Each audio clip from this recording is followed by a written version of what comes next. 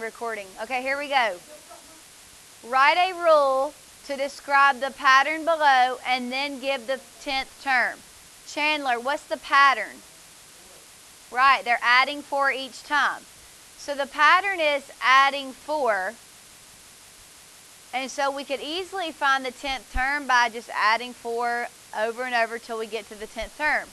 But that's not the entire question. They also want you to write the rule. Now, we learned how to do this a while ago in Unit 2. The rule for an arithmetic sequence is a sub n equals d times n minus 1 plus a sub 1. Remember, an arithmetic sequence is a sequence where you have to add or subtract to get to the next number. Okay, an arithmetic sequence is a sequence where you have to add or subtract to get to the next number. So this sequence is arithmetic because you have to add 4 every single time. After the break, we're going to learn about geometric sequences, which are lists of numbers where you have to multiply by the same number every time. Okay, this is the explicit formula for the arithmetic sequence. D represents common difference. So D is 4 because they're adding 4.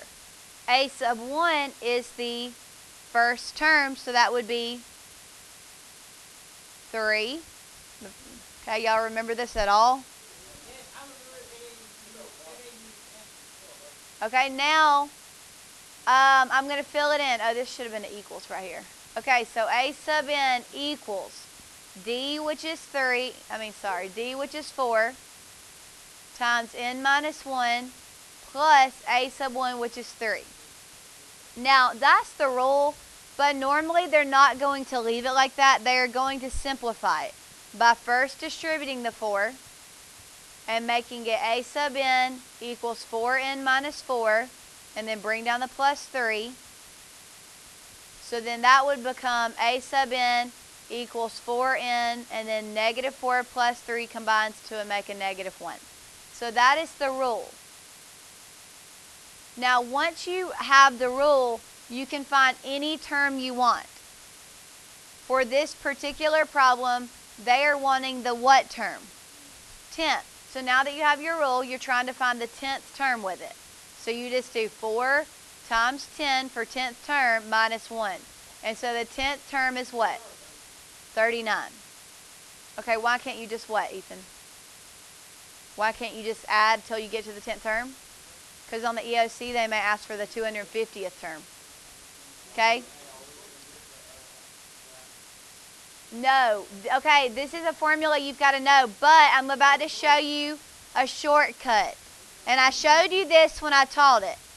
It's just A sub n equals dn plus the 0th term.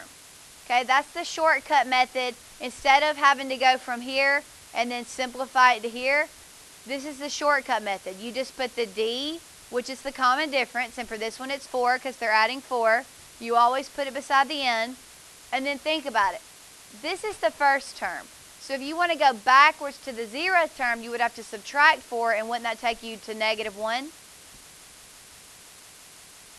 Okay, so that's like the little shortcut method to get straight to that formula without having to do it like this. Now, some of you may even have trouble remembering this. Here's another option. If you have 4 choices, you can plug in 1 for first term. Okay, everybody focus. If I plug in 1, what's 4 times 1 minus 1? 3. Well, isn't that my first term? Then I can plug in a 2 for second term. What's 4 times 2 minus 1? Isn't that my second term?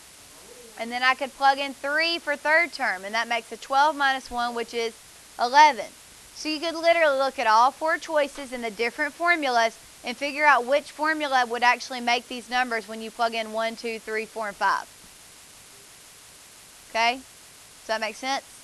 Okay, now turn to page 9. We're going to learn the last topic before tomorrow's quiz.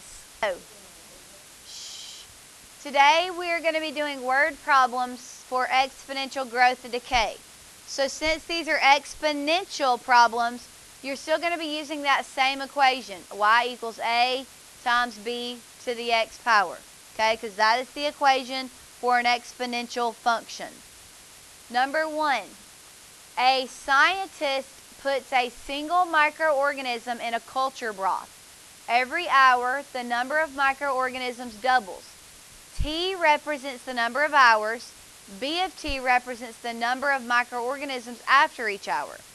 Okay, remember, a couple of days ago when I introduced exponential equations to y'all, I told you that A is for starting value, B is the growth or decay factor, and X is time. Pay attention. It's just wind. Chandler, stop. It's going to do it again. Sit down. Okay, remember, A is the starting value, B is the growth or decay factor, and X is time.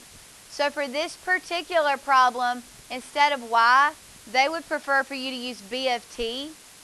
And that just stands for the broth, the culture broth, after T hours. Now, A is the starting value. So what can we plug in for our starting value? How many microorganisms did he start with in the broth? 1. How do we know that? Single. A single microorganism, meaning he started with 1. And then times B. What will your B value be?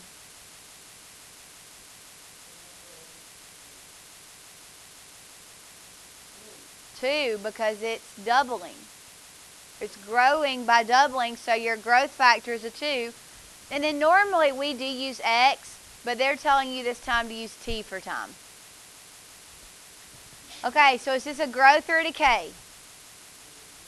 It is definitely a growth because they're growing by doubling, and 2 is your B value, and isn't 2 greater than 1? So it's a growth. Now you're going to use this equation to find out how many microorganisms exist after the following amount of hours. So first, 3.5 hours. So it would be the broth after 3.5 hours will be 1 times 2 raised to the 3.5. Go ahead and calculate that and tell me what you get.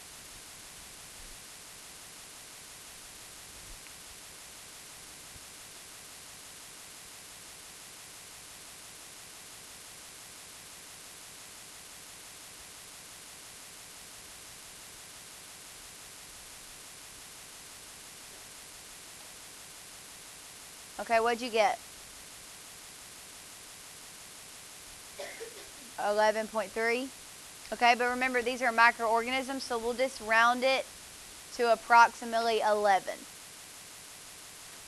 Okay, so after 8.5 hours, that would be the broth after 8.5 hours will equal the one you started with times 2 because they're doubling every 8.5 hours. Or they're doubling every hour for 8.5 hours. And there'll be approximately how many after 8.5 hours? 362. Okay, so now try the other 2 by yourself.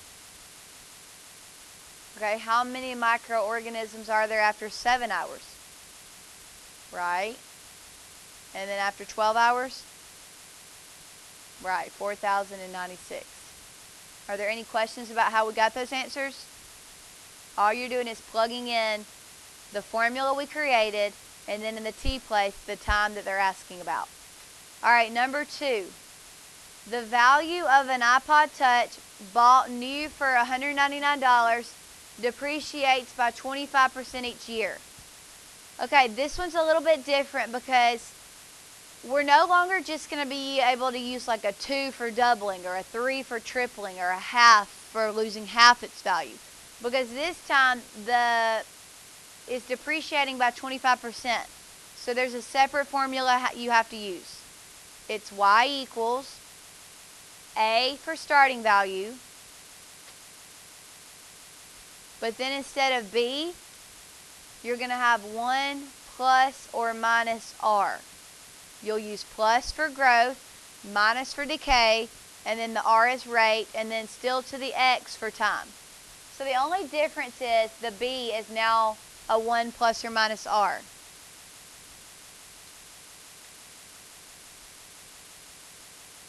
Okay, so in this first one, when they say write the equation, it'll be Y equals what would go in your A place? What is your starting value? Right, the original cost of the iPod. And then in the B place, we no longer can just put a number. We have to put 1 plus or 1 minus. Minus, because it's depreciating, it's losing value. So it starts off 100% of its value, but it's losing it at a rate of 25% per year, so 0.25. And then to the x power for time. Okay, so does everybody understand why we used a minus? Because it's depreciating, it's losing value. It was originally 100% of its value, but now it's losing at a rate of 0.25, 25%. Decreasing, right. Now, you may see the formula written like this. $1.99, and instead of keeping it like this, 1 minus 0.25, they may go ahead and combine those. What is 1 minus 0.25? What's 1 minus 0.25? 0.75. And think about it, if something is losing 25% of its value, isn't it only worth 75% of its value? So you may see it written like this, or you may see it simplified. Okay, is that a growth or a decay? Definitely decay, because depreciating is decaying. And look at the B value now. The B value is 0.75. And isn't 0.75 less than 1 but greater than 0, which is the definition of a decay? Okay, how much would the iPod cost after 7.5 years? How would you figure that out? You just plug in 7.5 for the x, because x is time. So it'll be y equals 199 times 0.75 to the 7.5 power. Okay, go ahead and type that in and tell me what you get.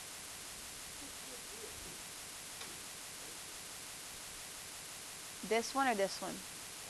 Because I went ahead and did 1 minus 0.25 and simplified it. Not right now. Okay, what did you get after 7.5 years? What's its worth? So about $23. You just type in 199 parenthesis 0.75 parenthesis raised to the 7.5 power. Yep. Okay, now let's figure out its value after 15 years. So that'd be 199 times 0.75 to the 15th power. And what do you get? So about $2.66. Okay, now let's graph it. Yes, there's a graph to the right. Yes, you can go to your calculator and type in y equals 199 parenthesis 0.75 parenthesis raised to the x power. So go and do that.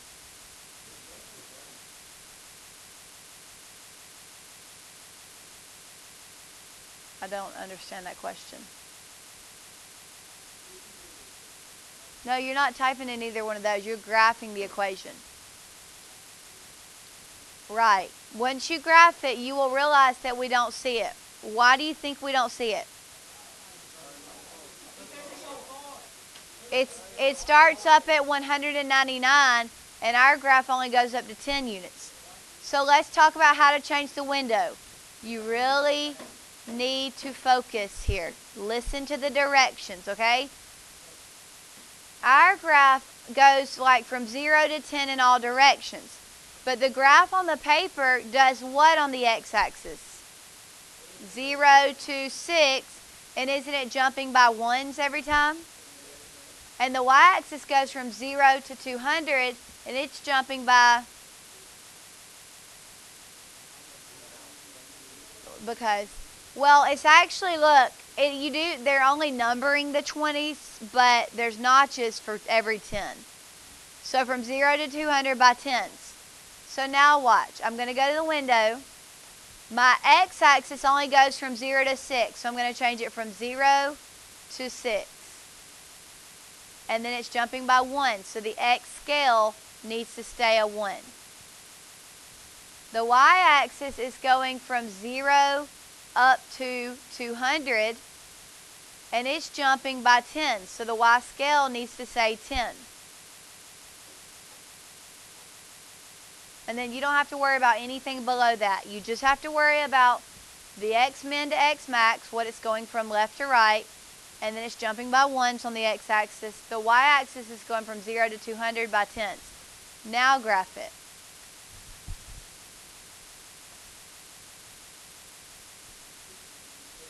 Right, it's a decay. Now, to actually put it on our paper, what should we do? Right. How do we get there? Right. Okay, now I'm going to go all the way to x equals 0. And what is the y value there? 199. Well, wasn't that its starting value when you bought it? So we can plot 0 and then 199. It would be right up there.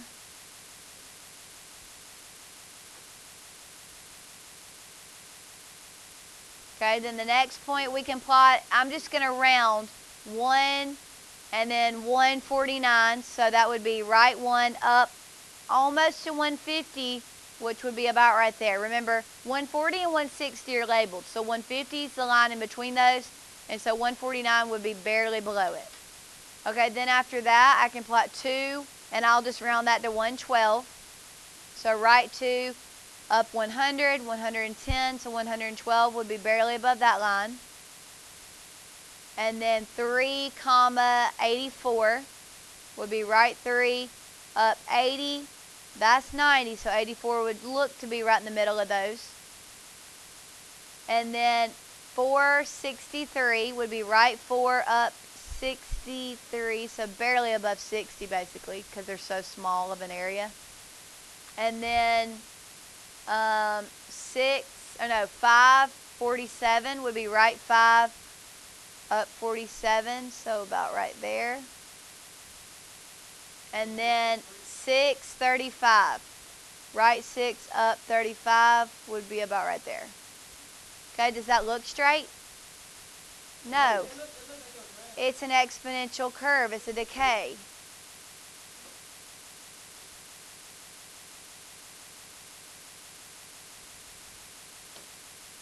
Okay, so there's the graph of it. Will it ever reach 0? No. Because exponential curves approach a what?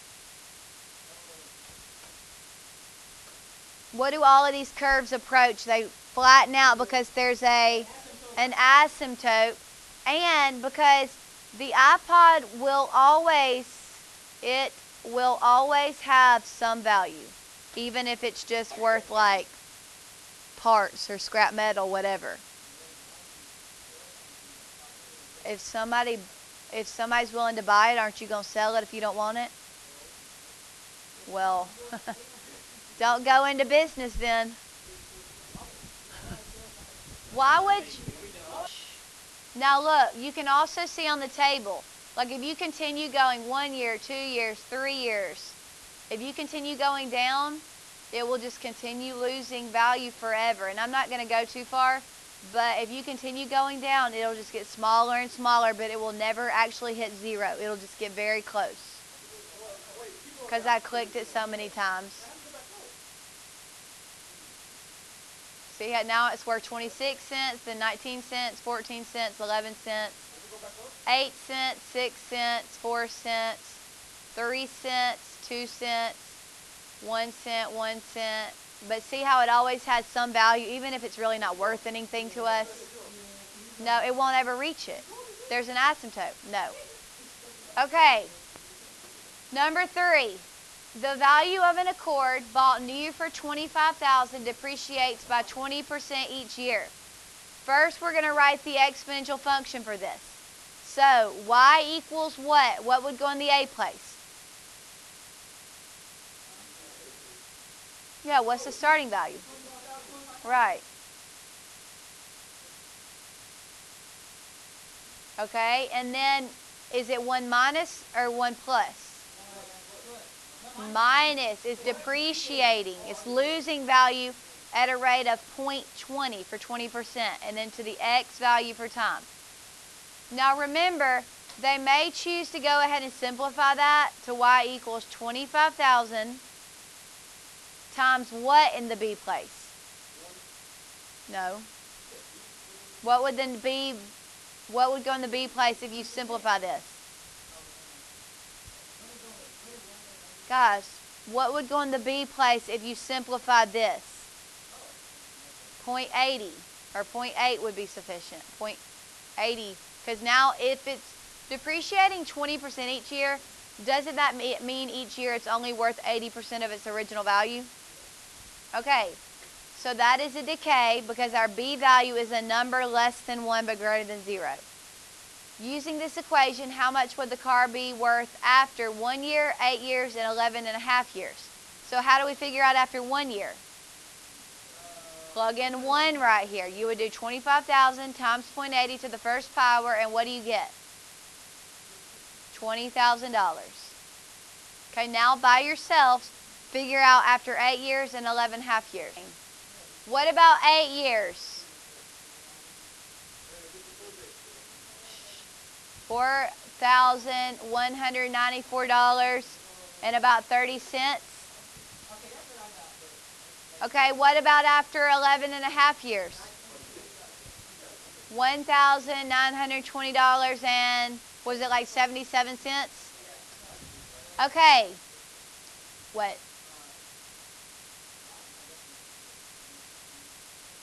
Did you type in 25,000 and then in parentheses 0.80 and then to the x power?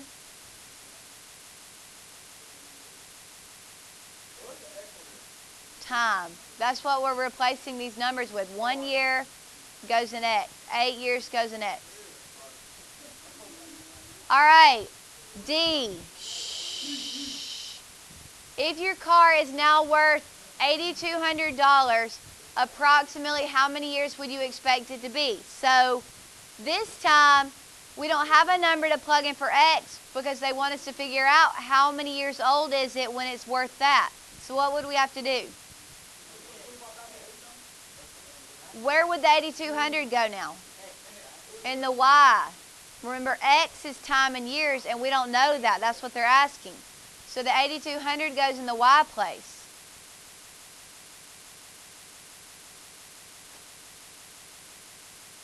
Okay, now, I heard somebody say graph it, and they're exactly right, because the only alternative to figuring this out is to just guess and check. You don't actually have to type in this. You just go to y equals and type in this side of it. 25,000 times 0.80 to the x power.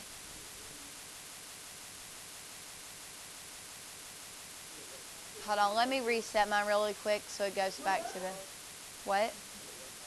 To the x power. Okay, so go to y equals, type in 25,000 times 0.80 to the x power. You're not going to need to because the only thing you're concerned with is the table. No, you don't have to worry about seeing it because the table is more helpful to you in this situation. So everybody go to the table. Mine's still graphing. Okay, now it's done.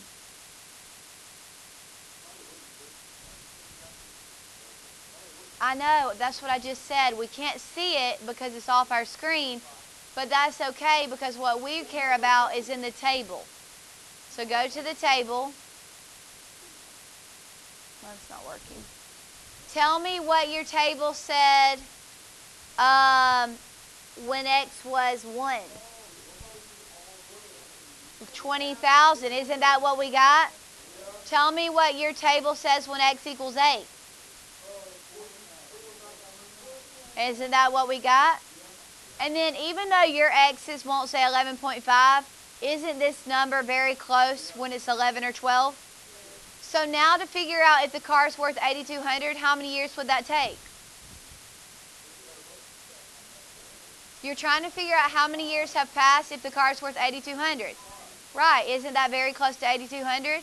And that took 5 years.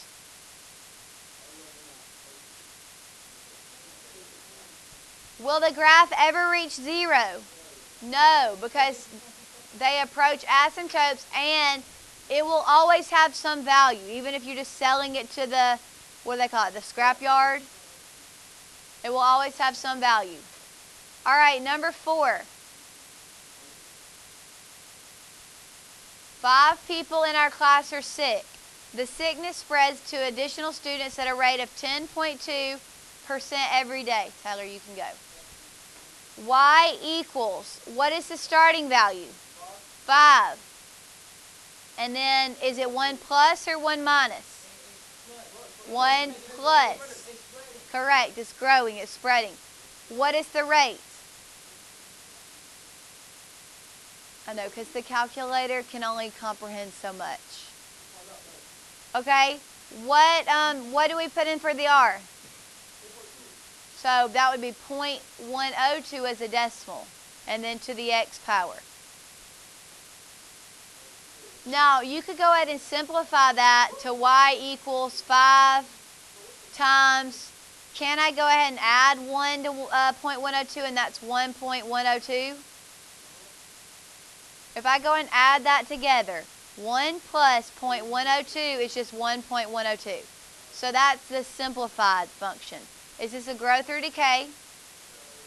A growth. It's spreading. More people are getting sick, and your B value is greater than 1. Now, instead of doing it like we did a while ago and plugging in 1 for x, then plugging in 8 for x, then plugging in 15, what's the easier way? Graph it and go to the table and look at 1, 8, and 15. So go ahead and graph it. Y equals 5, parenthesis, 1.102, parenthesis, to the x power. I added the 1 plus 0.102. It's curving. No, it's curving. Okay, we'll go back to y equals and make sure you typed it in right. It should be 5 parenthesis 1.102 parenthesis to the x power. Okay.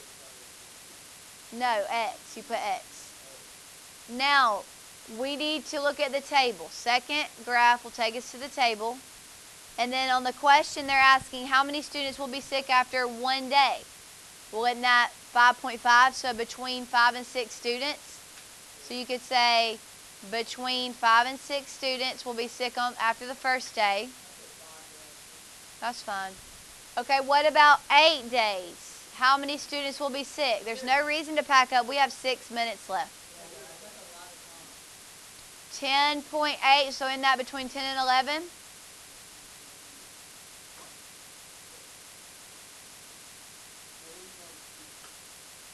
And then 15 days. We got to go down to 15.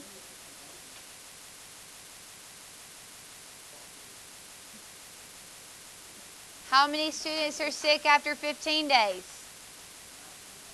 Between 21 and 22.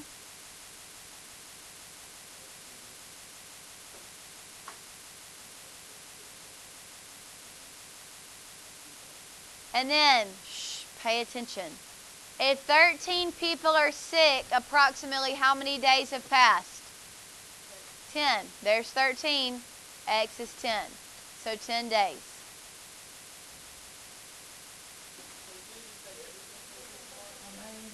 Yes, the quiz will be 10 questions. You need to just look back over what we've done so far.